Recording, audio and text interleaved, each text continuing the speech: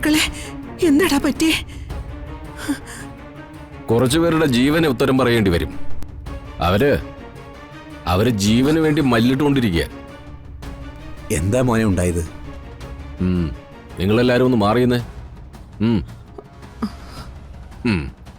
കാര്യം എന്താണെന്ന് അറിയണമല്ലേ നിങ്ങൾക്ക്? സദ്യയിൽ ആറ്റുവാശ്ശേരി സദ്യ എന്ന പേരിൽ വിഷം വിളമ്പി. നിങ്ങൾ പോയി പരിശോധിക്കുക. നിങ്ങൾ കൂടച്ചല്ലേ? അടുക്കളയിൽ പാചകം നടക്കുന്ന സ്ഥലങ്ങളൊക്കെ ഒന്ന് കാണണം. വരൂ സർ.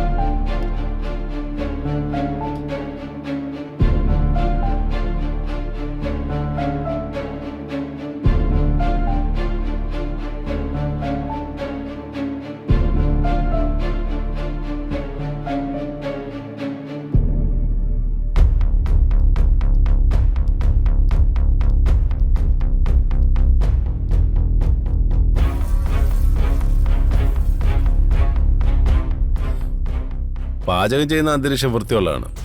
അവിടെ കുഴപ്പങ്ങളൊന്നും കാണാൻ പറ്റിയില്ല.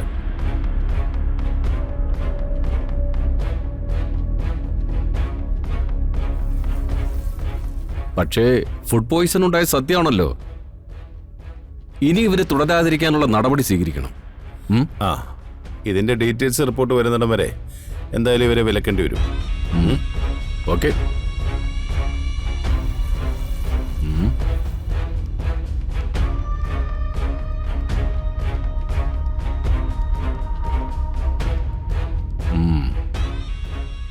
ഭക്ഷണത്തിൽ എങ്ങനെ വിഷം കലർന്നു എന്നതിനെ കുറിച്ച് ഈ നിൽക്കുന്ന നിങ്ങൾക്ക് ആർക്കും ഒരു ധാരണയില്ല അല്ലേ? അന്നം ദൈവമല്ലേ സാർ, അതിലാരെങ്കിലും വിഷം കലക്കോ? ഇത് കഴിച്ച് ആശുപത്രിയിൽ കിടക്കുന്ന ആരെങ്കിലും ചത്തുപോയാ ദൈവത്തെ തിന്നിട്ട് ചത്തുപോയി എന്നാണോ കരുതേണ്ടത്? അന്നം ദൈവമാണല്ലോ.